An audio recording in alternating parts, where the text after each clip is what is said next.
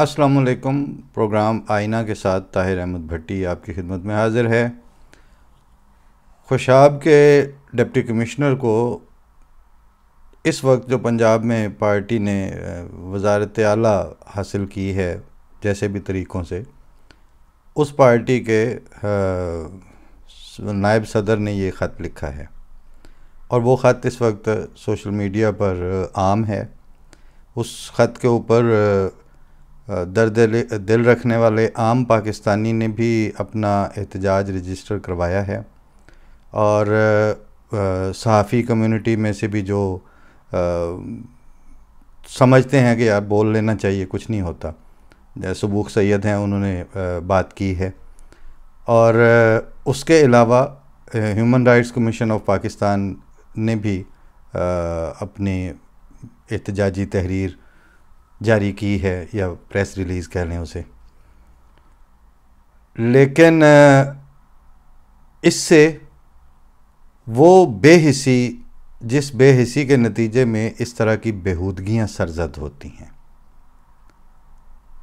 और उस सिफलेपन का लेवल, उसमें कोई कमी नहीं आई। जो सिफलापन हुकूमती सतह पे कमीनगियों को लीगलाइज करके दिखाता है। स्टेट के जो या रियासत के हुकूमत के जो करता धरता हैं, उनसे तवक्को तो ये की जाती है कि वो जब कोई अपना ऑफिस ऑक्यूपाई करें तो उन बातों पर बात करें, उन इक़दामात की तरफ तवज्जो करें जिनका कुछ रियासत से लेना देना है। और फिर सामने की तरजीहात की एक लिस्ट होती है जो हर वक्त हर सतह पर, तहसील से लेके वज़ीर आज़म तक और एक आम ज़िली अदालत से लेके सुप्रीम कोर्ट तक और एक शहर के थाने से लेके लॉ एनफोर्समेंट की एजेंसियों से ऊपर आर्मी चीफ तक, सबके सामने वो तरजीह की लिस्ट मौजूद होती है। अगर बेहिसी का कोड ना पड़ चुका हो मुआशरे को और वो मफलूज आर्गन जो लेटे लेटे बकवास कर रहे हैं, इस वक्त हिल जुल नहीं सकते, वो बिस्तरे मर्ग पर बकवास कर रहे हैं इस वक्त। मैं उस ख़त के मुंदरजात पहले पढ़ता हूँ क्योंकि वो झूठ पर भी मबनी हैं, कम इल्मी पर भी मबनी हैं, नफ़रत पर भी मबनी हैं और सोसाइटी को तकसीम दर तकसीम करने वाली बदनीयती पर भी मबनी हैं और जहालत और बेहिस्सी तो खैर उस पर हेडिंग में लिखी हुई है, यानी मेन जहाँ से आप पढ़ें। पहले मैं ये मुख्तसर सी जो तहरीर है वो पढ़ दूँ कि बखिदमत जनाब डिप्टी कमिश्नर खुशाब, उन्वान क्या है, आईने पाकिस्तान के मुताबिक जोराबाद शहर में कादियानियों को सिक्योरिटी आईने पाकिस्तान के साथ खिलवाड़ है, बंद फरमाई जाए। कॉन्स्टिट्यूशनल लॉयर्स जो हैं वो इस वक्त प्रैक्टिसिंग लॉयर्स पाकिस्तान में भी मौजूद हैं और पाकिस्तान से बाहर भी, जिनकी प्रैक्टिस की फील्ड ही कॉन्स्टिट्यूशन है, वो जानते हैं कि ये उन्वान में जो ब्लेटेंट झूठ बोला गया है और एक घटियापन का मुजाहरा किया गया है। कहाँ आईने पाकिस्तान में खुशाब, जोराबाद और कादियानियों को सिक्योरिटी प्रोवाइड करना जो है वो आइन के साथ खिलवाड़ करार दिया गया? कौन सी शिक में है? हवाला कहाँ है उसका? जनाब अली, गुजारिश है कि कादियानी इस्लामी रियासत पाकिस्तान में आज़ादाना इबादत नहीं कर सकते। किसने कहा है कि नहीं कर सकते? और कौन होते हो तुम ये कहने वाले कि नहीं कर सकते? और इबादत तुम्हारी करनी है जो तुम कह रहे हो कि नहीं करनी। खुदा की इबादत करनी है और पूरी ज़मीन अल्लाह ताला ने अपनी इबादत के लिए आम की हुई है। झूठ बोल रहे हैं यार, बकवास कर रहे हो आप। भुट्टो शहीद की हुकूमत के दौरान उनको एक जगह चनाब नगर में दे दी गई थी। यह दूसरी झूठ और बकवास है। रब्वा पाकिस्तान बनने के 2 से 3 साल के बाद 49 और 50 में पसंद करके घूम फिर के सर्वेज करने के बाद उस वक्त का खरीदा हुआ शहर है, पैसे दे के लिया हुआ है, अलॉट नहीं किया किसी ने आप हमें। अलॉट तो आपने वो कॉलेज नहीं किया था जिसमें आके हम फौरी तौर पर इंटरिम अरेंजमेंट के तौर पर लाहौर में बैठे थे। वो आपके चीफ सेक्रेटरीज को उस वक्त पिस्सू पड़े रहते थे कि मिर्जा साहब ये खाली करना पड़ेगा। क्यों ये झूठ बोल रहे हैं और किसको ये क्यों पब्लिक को इन हालात में बेवकूफ बनाने की कोशिश कर रहे हैं, जिन हालात में कि अब आपके पल्ले, आपके पैरों तले जमीन ही नहीं बची। आप डोलते डोलते कुएं में गिरते हुए जाते जाते झूठ बोल रहे हैं और पब्लिक के ऊपर ये फसाद और ये बकवास कर रहे हैं। एक जगह चनाब नगर में दे दी गई थी भुट्टो शहीद के दौर में। भुट्टो के जुल्फी से जुल्फकार अली भुट्टो होके फिर आपके वाला शहीद होने में से तकरीबन 20 साल पहले रब्वा आबाद हो चुका था। और जिस वक्त रब्वा आबाद हुआ था कुछ चोरी छुपे नहीं हुआ था। उस वक्त का पाकिस्तानी मीडिया, सारे के सारे अखबार नवीस जो है वो उस पहली पार्टी जो खैमा बस्ती में आई थी, फैज़ अहमद फैज़ भी उसमें शामिल थे, उसमें गुलाम रसूल थे, मीम शीन थे, सारे जो उस वक्त अवेलेबल थे उन सबको साकिब ज़िरवी साहब लेके आए थे। उस वक्त से वो अखबारों में मौजूद था। आप कहां से इंफॉर्मेशन लेते हैं और झूठ बोलते वक्त उसको शीरे मादर समझ के क्यों उस पर मुंह मारते हैं? अच्छा जी, वो चनाब नगर में उनको जगह भुट्टो शहीद के दौर में दी गई थी। भुट्टो शहीद के, तुम्हारे वाले शहीद के दौर में तो उस शहर के एक हिस्से पर तकरीबन 100 कनाल से ज्यादा रकबा जो है उस पर कब्जा करवा के वहां पर 100 कार्ड मुस्लिम कॉलोनी आबाद की गई थी, जिसका एक मुद्दत के लिए मुआहदा है। 99 ईयर्स की लीज जो होती है वो इस तरह के खरीदे हुए एरियाज के लिए यही टर्म इस्तेमाल होती है, 99 ईयर्स लीज। उसके बाहर वो किसी किस्म की इबादत नहीं कर सकते। कहां लिखा है, कौन सा मुआहदा है, वो क्यों नहीं इसके साथ लफे हाजा किया? इल्तमास है कि ममलकत पाकिस्तान एक इस्लामी रियासत है, जिस तरह की वो इस्लामी रियासत है, और उस इस्लामी रियासत के साथ मजहबी के नाम पर क्या क्या कुछ हो रहा है वो तो एक अलग बहस है। फिलहाल उसको छोड़ें, इस खत के मंदरजात तक रहते हैं। अल्लाह और उसके प्यारे रसूल पाक सल्लल्लाहु अलैहि वसल्लम के नाम से बनाई गई है। नाम तो आपने वाकई यही लिया था, लेकिन अल्लाह के फरमुदात और प्यारे रसूल की सुन्नत नबी सल्लल्लाहु अलैहि वसल्लम के साथ कोई भी लगा खाने वाला काम आप आज कर रहे हैं उस ममलकत खुदादाद में, नाम से बनाई गई है। नाम के तो आप मुसलमान भी हैं। जबकि Jorabad new satellite town Tarak Virk के घर हर जुमे को नमाज पढ़ी जाती है। इन्ना लिल्लाहि व इन्ना इलैहि राजिऊन।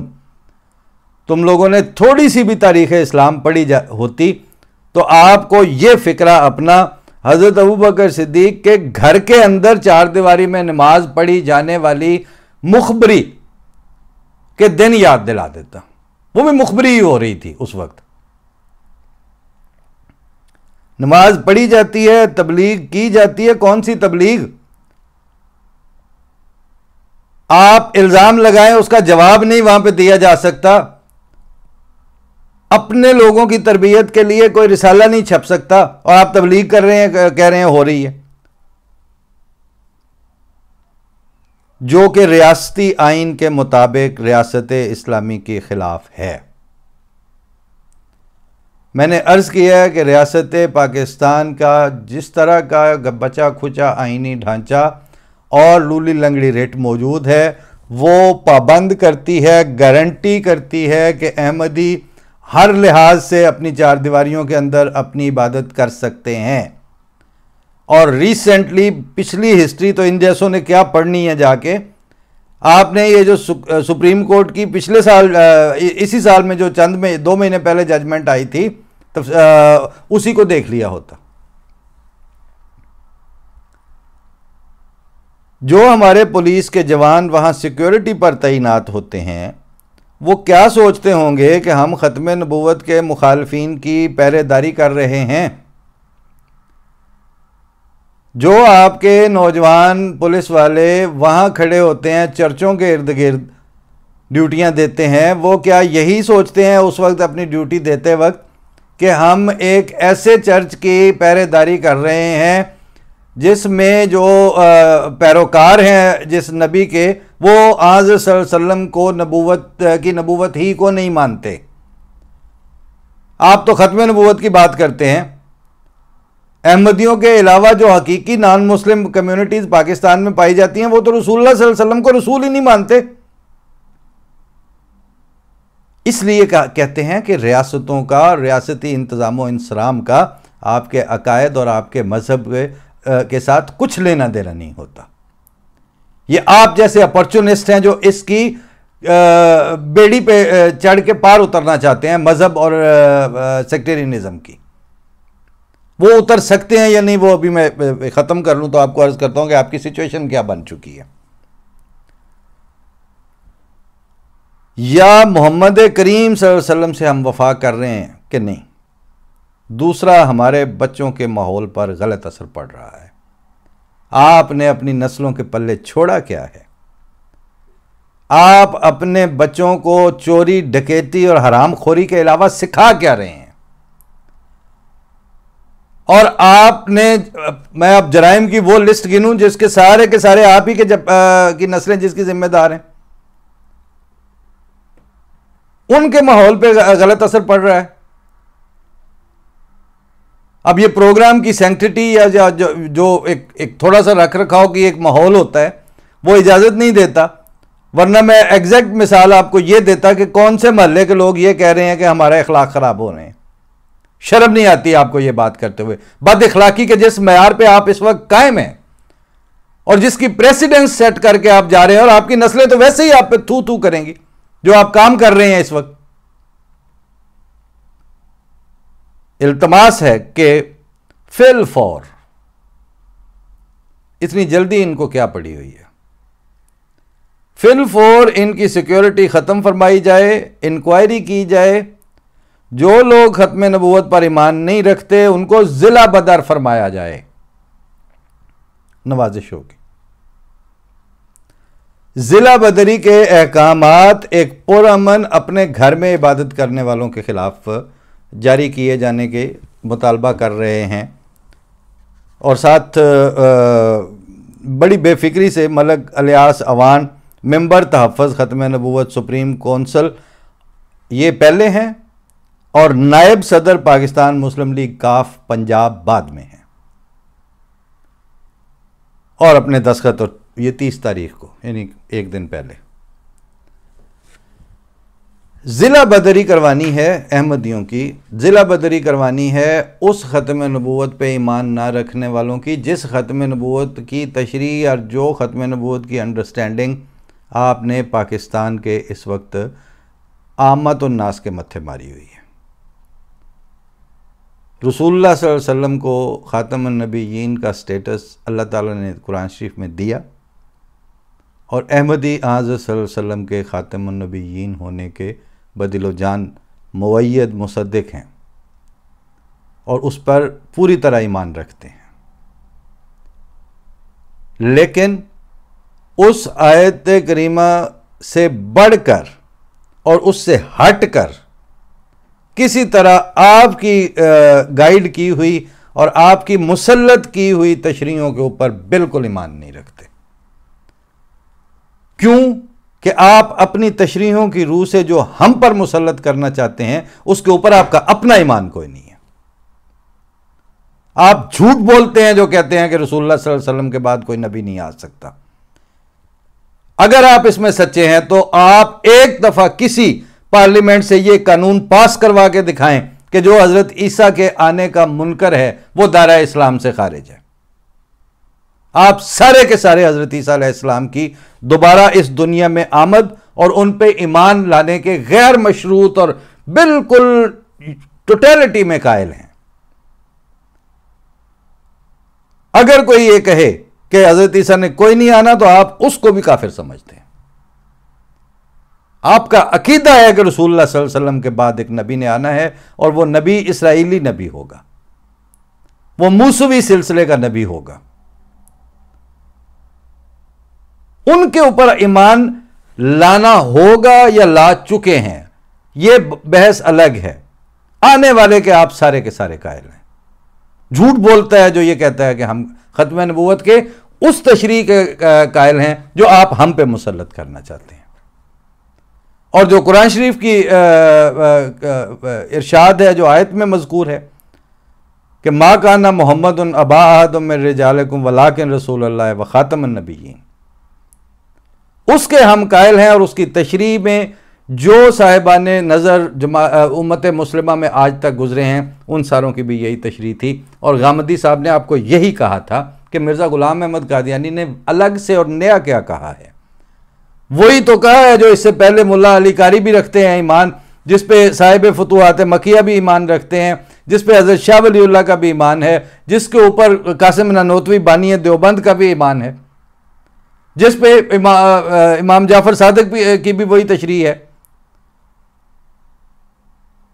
तो आप सियासी खिलवाड़ करते करते आप रास्ते बंद करने की इस वाहियाती में पड़ गए हैं। और आपको एक बात बताएं, आपको एक तसल्ली से समझने वाली बात है, वो समझ लें।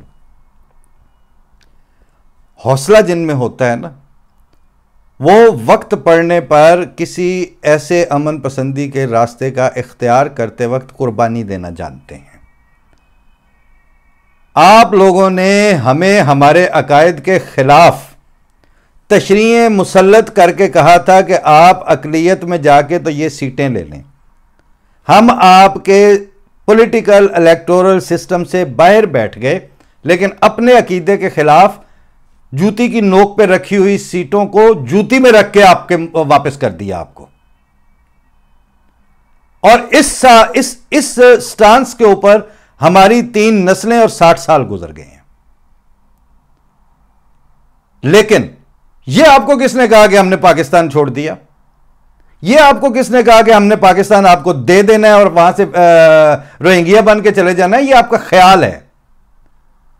पाकिस्तान में रहने और पाकिस्तान के इस्तेहकाम के लिए जो इंसानों के अंदर खूबियां होनी चाहिए वो अब आप में नहीं है, अहमदियों में हैं। आपको भी यह बात बिल्कुल वाज़ेह नजर आ रही है। हमने अगर पाकिस्तान में स्टेक्स उठा लेने होते और हमने आपको पाकिस्तान दे देना होता और हमने पाकिस्तान छोड़ देना होता, तो आप सिर्फ एक इंडिकेटर आपको बता दूं कि रब्वा में पिछले 20 साल का जो इंफ्रास्ट्रक्चरल डेवलपमेंट है, वो रब्वा बनने से लेकर जो 40 साल का इंफ्रास्ट्रक्चर है उससे 5-10 गुना ज्यादा है।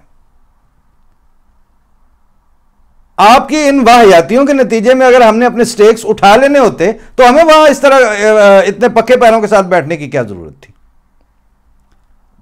और दूसरी बात यह है कि मुल्क उन लोगों के होते हैं जिनको उसमें रहना बसना आता हो, जिनको उन्हें बनाना आता हो।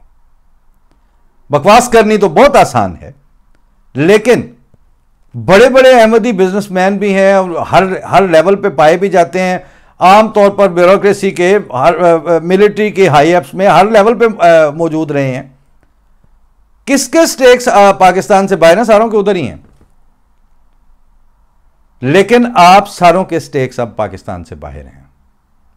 और ये जो इस वक्त है ना, ये वजारत आला मिल गई तो वो छूट गई तो वो कुछ सच्चे इंडिकेटर्स भी हैं इस वक्त जो पिस्सू पड़े हुए हैं। और जिसमें इसी काफ लीग के अभी जो शुजात की मैं 10 मिनट पहले प्रेस कॉन्फ्रेंस सुन रहा था, उनको इस बात पे अब मौत जिंदगी का सवाल बना हुआ, बशीर चीमा भी साथ थे, कि आर्मी चीफ को क्यों ज़रूरत पड़ी है कि वो इक्तिसादी मामलात में इंटरवीन करके लोगों को फ़ोन करें, अमेरिका के नायब वज़ीर ख़ारजा को। इतना बड़ा आंखें खीरा करने वाला ये इंडिकेटर है कि आप अब इकोनॉमी के लिहाज से, मईशत के लिहाज से अब आप बहुत डाउन चले गए हैं, डूब चुके हैं आप। और उसके साथ दूसरा बड़ा इंडिकेटर, कल और परसों में पीएसओ के हेड ने स्टेट बैंक को यह कहा है कि हम एलसी नहीं खोल सकेंगे जब तक आप हमें 80 अरब रुपए ना दें। उसके लिए हमारे जो लोकल बैंक हैं उनके पास पैसे नहीं है या उन्होंने हमें देने से इनकार कर दिया। स्टेट बैंक फौरी तौर पर 80 अरब रुपए का बंदोबस्त करे, वरना ऑयल के लिए जो पेट्रोलियम मसनूआत का जो LC लेटर ऑफ क्रेडिट है वो हम नहीं ले नहीं सकेंगे। तो इसका मतलब है आपकी सोवराइन गारंटी का अब ये हाल हो चुका है। और ये इस वक्त जितने इक़्तिदार के लिए लड़ रहे हैं, इन सारों को इंटरनेशनल वाटर्स में एक बोट चाहिए या एक जहाज आ चाहिए और जिसमें ये सारे जाएंगे, एक भी नहीं वहां होगा। तो आप जिन्होंने पर लगा के उड़ जाना है और पाकिस्तान को एनार्किस्ट सिचुएशन में छोड़ के यहां से परवाज करना है, आपके कहने से हम वहां जिला बदर होते फिरेंगे पाकिस्तान में, कुछ नहीं होगा। इस तरह जिला बदरियां नहीं होनी। होना अब यह है कि जिस रिट की बुनियाद पर, जिस रियासत की आशीर्वाद की बुनियाद पर जो साथ खड़ी हो जाती थी पुलिस यूनिफॉर्म में और इस तरह मीनारे तोड़ने और कब्रें तोड़ने के लिए, उस रियासत को तनख्वाह देने के लिए पैसे नहीं बचेंगे तो सिस्टम कहां से होगा? आपके पास पैसे नहीं है अब आपके पास। सो इस हालत में ये इस तरह के ड्रामेबाजियां और इस तरह की बकबक और इस तरह की खिलवाड़ वाले लफ्ज जो आपने सुन रखे हैं, खिलवाड़ तो आप करते करते जवान भी हुए हैं और बूढ़े भी हुए हैं इसी पाकिस्तान के आइन के साथ। और खिलवाड़ वो है जो पिछले 5-7 हफ्तों में आपने देख लिया है, अदालत उज़्मा में भी, एस्टेब्लिशमेंट के क्वार्टर्स में भी और सारी सियासी पार्टियों के लेवल पर भी। इसको खिलवाड़ कहते हैं। यह खिलवाड़ नहीं होता कि 4 बंदे अपने घर में अल्लाह ताला के सामने क्यों इबादत क्यों कर रहे हैं, वो तो उन्होंने करनी है और वो करते रहेंगे। और दूसरी बात यह है कि मुखालफीन से पूछकर जो की जाती है वो इबादत होती ही नहीं है।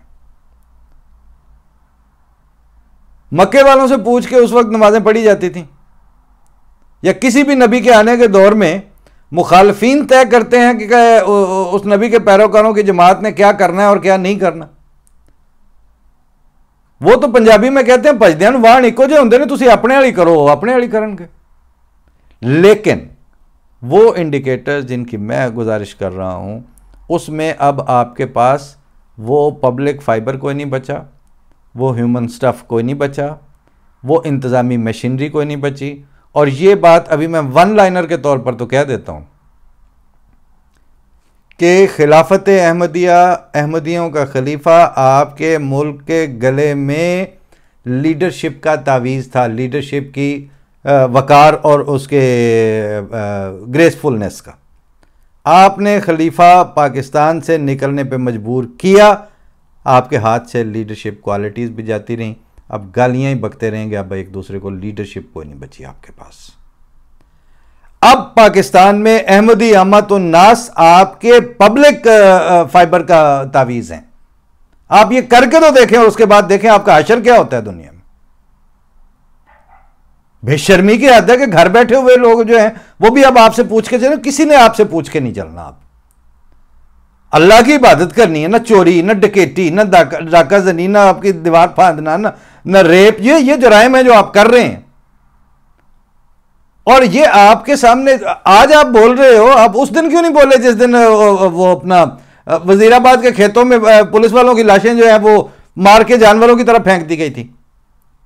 वो तुम्हारे मजहबी तंजीम ने किया था, खत्म नबूवत पे तुम्हारे वाला ईमान रखते थे वो। आप लोग जिस लेवल पर बेहिस हो चुके हैं, अब अगर आप ये समझें कि आपकी बेहिस्सी में और फालिज ज़दा मंजी पे पड़े हुए मरीज के मुंह से जो बकबक निकल रही है और जो झाग निकल रही है उसके ऊपर पाकिस्तान के आइन और हमारी जिंदगियों का फैसला होगा, फॉरगेट इट, ये नहीं होगा। आपके दांत पीसते हुए अल्लाह ताला ने सलामत रखा है और आप हसरतों के साथ एड़ियां रगड़कर मर रहे होंगे, तब भी हमें देख के ही मरेंगे आप। बहरहाल रहे नाम अल्लाह का, खुदा ने कायम किया था, खुदा ने जिंदा रखा हुआ है। खुदा ताला जब चाहेगा अपनी अमानत है जान, वो जब वापस ले लेगा। लेकिन जिंदा है तो उसी के नाम पे है। आप लोगों की पैरोकारी, आपकी बैत और आपकी दी हुई जूतियों में रखे हुए हुकूक के साथ हम जिंदा नहीं हैं। हम अल्लाह ताला के फजलों के साथ जिंदा हैं और उसी के फजलों पे भरोसा है। जिंदा रहने के लिए जितने एटिकेट्स इस ज़माने में दरकार हैं किसी इंसानी सोसाइटी को, अल्लाह के फजल से वो अहमदियों की, रब्वा की और पूरी दुनिया में पाए जाने वाली अहमदियों की सोशल सेटअप में वो मौजूद हैं। और लोग उन गट्स के साथ, उन क्वालिटीज़ के साथ, उन कैपेबिलिटीज़ के साथ ज़िंदा रहते हैं। आप लोगों की दी हुई खैरात की सिक्योरिटी और खैरात के हुकूक के साथ ज़िंदा नहीं रहते। आप देखें, जिनको आप दरख्वास्त लिख रहे हैं वो डिप्टी कमिश्नर्स और वो ब्यूरोक्रेसी और SNGAD, वो अपनी गाड़ियों के पेट्रोल और अपनी तनख्वाहों और अपने सेटअप के लिए अब अगले 2-4 हफ्ते में क्या बनता है। कभी मैं आपसे इस लहजे में बात ना करता, लेकिन आप लोगों की बेहिसी और बेशर्मी का लेवल यहां तक चला गया है कि आप मरते हुए भी जो है वो गंद उछालने से बाज नहीं आ रहे, झूठ बोलने से बाज नहीं आ रहे। वरना सीधी और सच्ची बात थी कि तुम लोगों का लेना देना क्या है किसी के अकायद के साथ। और तुमने अगर उसकी काफ लीग के नायब सदर बनना है तो वो खत्म नबूवत मूवमेंट को अवलियत दे रहे हो, जाओ उधर जाके उनके साथ ही रहो। फिर आप सियासी धड़े के तौर पर मजहब को इस्तेमाल करना चाह रहे हैं और अहमदियों की गर्दनें इस्तेमाल करना चाहते हैं, वो हम आपको प्लेट में रख के नहीं देंगे। आप हमारी सिक्योरिटी तो बाद की बात है, आप हमारी जिंदगी के सांसों के साथ आपको तकलीफ होती है, तो वो सांसें अब अल्लाह ताला जब तक देता है वो हम आपकी नापसंदीदगी की बुनियाद पर खुद कशियां करके मुनक़ता करने से तो रहे। लिहाजा वो जो है ना कि जो असल मामलात हैं पाकिस्तान के, वो पूरी लिस्ट है। 3 हफ्तों में 400-500 से ज्यादा इंसान सैलाबों की नजर हो गए हैं। भूख से और लाशों का पता नहीं है कि उनका वारिस कौन है। और तुम सियासी धड़े होकर शर्म नहीं आती तुम्हें कि तुम उन सामने की तरजीहात को छोड़ के तुम खुशाब के DC को ये लिखने बैठे होगे उधर अपने घर में वो नमाज क्यों पढ़ रहे हैं। वो लिस्ट अब आपको अगले प्रोग्राम में पेश करूंगा कि ये कुछ आपके साथ हो रहा है, यहां तक मामला पहुंच चुका है और ये लिखने वाले लिख रहे हैं। उसको देख लें, अगर कोई होश के नाखुन हैं तो वो लें। और रहा सवाल कि जी आपको कभी कभार ये कह देना कि आप बच जाएंगे, इस हालत में कि बिस्तरे मर्ग पे आपके घर के सरबराह पड़े हुए हैं और घर के बच्चे जो हैं वो उधर उसकी मंजी के द्वारे स्टापू खेल रहे हैं, तुम तो ये कर रहे हो, आप लोग तो ये हरकत कर रहे हो। ये जिंदा रहने के अतवार हैं और इस तरह नहीं होता। कौमें, मुल्क इस तरह नहीं चलते। मुआशरे इस सतह पर इतने कारे मुजल्लत में गिरने के बाद मुआशरा खुद टूट जाता है। तुम अब कौन सा माहौल लिए फिर रहे हो और कौन सा माहौल बता रहे हो आप। इन्ना लिल्लाहि व इन्ना इलैहि राजिऊन। फी अमानिल्लाह। अस्सलाम वालेकुम।